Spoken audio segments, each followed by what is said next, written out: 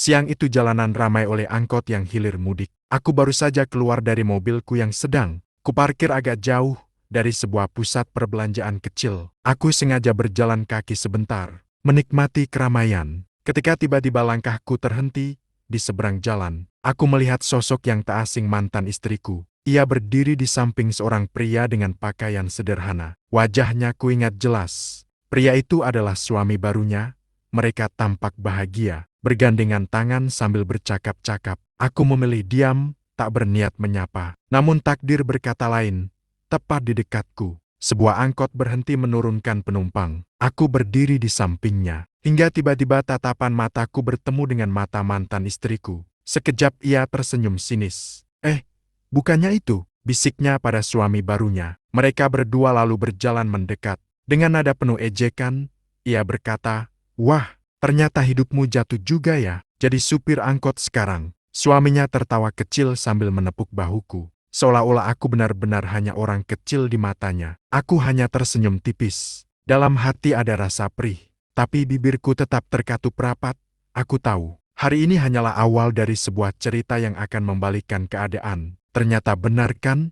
Aku nggak salah ninggalin kamu dulu, ucap mantan istriku dengan suara lantang. Cukup keras untuk membuat beberapa orang di sekitar pasar menoleh ke arah kami. Ia menatapku dari atas ke bawah dengan pandangan merendahkan. Dulu kamu janji mau bahagiain aku, nyatanya sekarang malah jadi supir angkot. Pantas saja hidupku dulu nggak pernah cukup. Untung aku pilih dia, lanjutnya sambil meraih tangan suami barunya. Pria itu ikut menimpali. Iya, Mas, hidup itu pilihan. Kalau nggak mampu, jangan sok janji macam-macam. Lihat sekarang, aku yang bisa kasih dia hidup lebih layak. Tawa mereka pecah bersamaan, seolah aku hanya sebuah lelucon yang berdiri di hadapan mereka. Orang-orang yang lewat mulai berbisik-bisik, sebagian ikut tertawa, sebagian lagi hanya diam menonton. Di dalam dadaku ada bara api yang hampir meledak, tapi aku menahannya. Aku tatap wajah mereka dengan tenang, meski hatiku terasa digores. Aku hanya berkata pelan, jangan pernah terlalu cepat menilai hidup seseorang. Waktu akan membuka semuanya. Mantan istriku malah tertawa semakin keras. Suaminya pun mengangguk penuh kemenangan. Bagi mereka, aku hanyalah lelaki gagal yang jatuh ke jalanan. Yang mereka tidak tahu, hari pertemuan ini hanyalah awal dari kenyataan pahit yang akan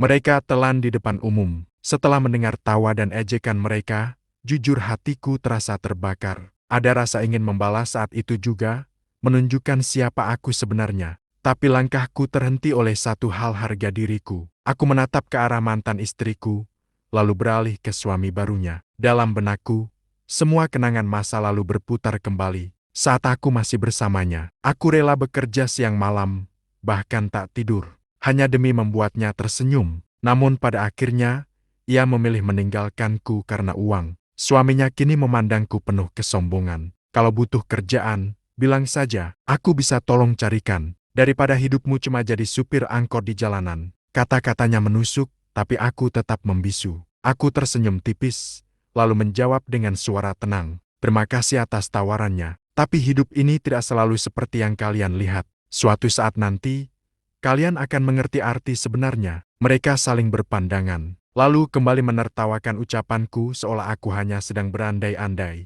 Aku memilih melangkah pergi. Tidak ada gunanya berdebat dengan orang yang matanya tertutup oleh kesombongan. Yang aku tahu, tak lama lagi semua akan terbuka. Dan pada saat itu, bukan aku yang harus menunduk malu, tapi mereka. Langkahku semakin cepat meninggalkan keramaian. Namun semakin jauh aku berjalan, semakin kuat pula kenangan masa lalu menyeruak ke kepalaku. Aku masih ingat jelas saat pertama kali menikahinya. Aku rela menjual motor satu-satunya demi biaya pesta sederhana. Senyum bahagianya waktu itu membuatku yakin semua pengorbanan akan terbayar. Aku juga teringat malam-malam panjang ketika aku bekerja keras, menahan lelah demi membangun masa depan. Kadang pulang hanya dengan sisa tenaga, namun tetap membawa sekotak makanan untuknya. Tapi yang kudapat bukanlah penghargaan, melainkan keluhan. Kenapa uang segini aja? Aku capek hidup miskin. Kata-kata itu masih terngiang. Sampai akhirnya aku menemukan kenyataan pahit.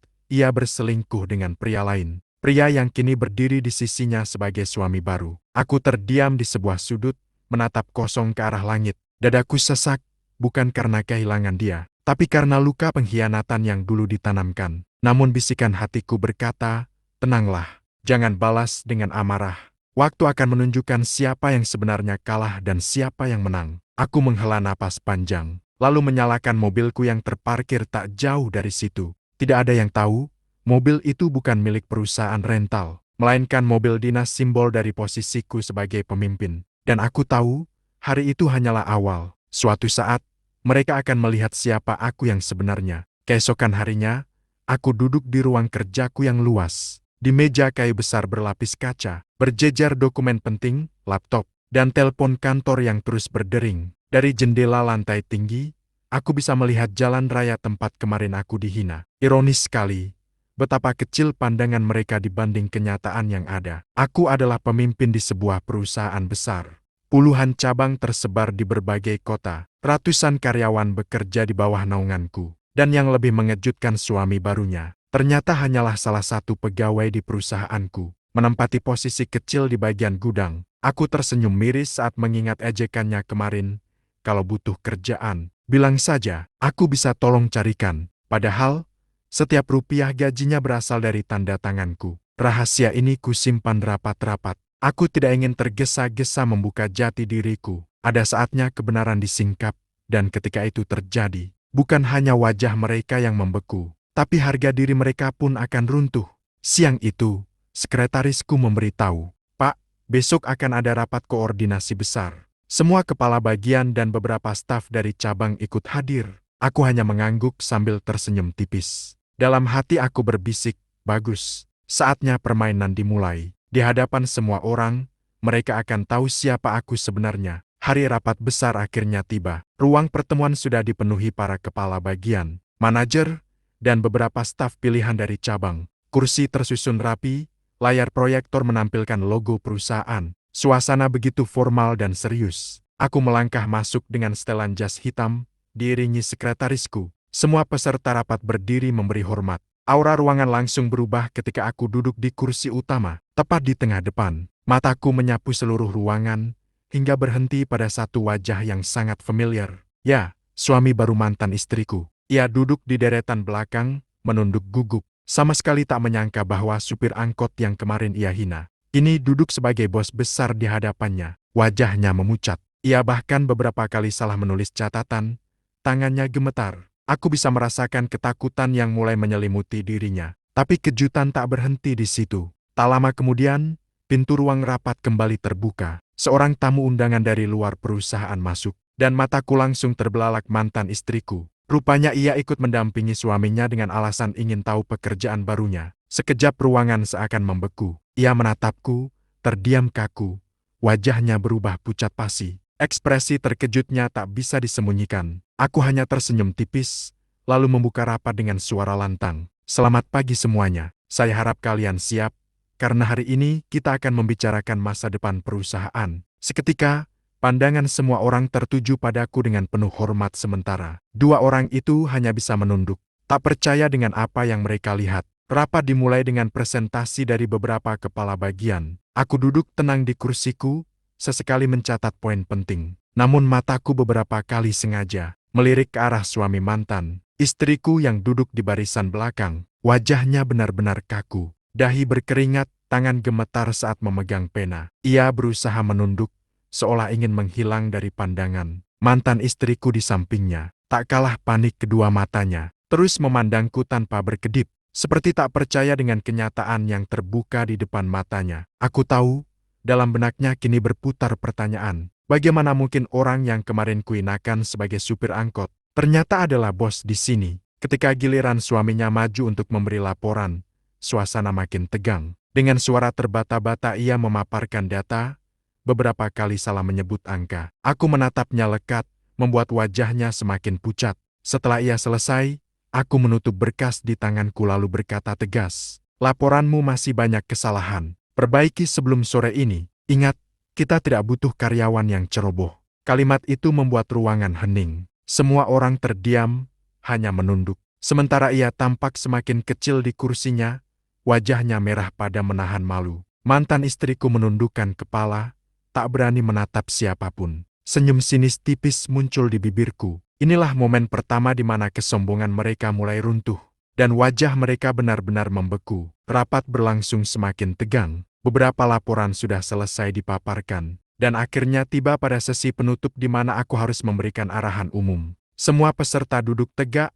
memperhatikan setiap kata yang keluar dari mulutku. Aku berdiri perlahan, menatap seisi ruangan. Pandanganku berhenti pada sepasang mata yang sudah sejak tadi gelisah mantan istri dan suaminya. Wajah mereka pucat, seakan darah mengalir turun ke kaki. Dengan suara lantang, aku berkata, dalam bekerja, kita harus selalu rendah hati. Jangan pernah meremehkan orang lain, apalagi menilai hanya dari penampilan luar. Karena bisa jadi, orang yang kau hina hari ini, justru orang yang menentukan jalan hidupmu besok. Seisi ruangan terdiam. Kalimat itu seakan menusuk tepat ke hati mereka berdua. Semua orang menoleh ke arah belakang, menatap suami baruku yang kini menunduk dalam-dalam. Aku tersenyum tipis, lalu menambahkan, kemarin, tanpa sengaja, saya bertemu dengan dua orang di jalan. Mereka mengira saya hanyalah supir angkot, bahkan sempat menawari pekerjaan seolah saya orang yang tak punya apa-apa. Dan hari ini, kalian semua bisa lihat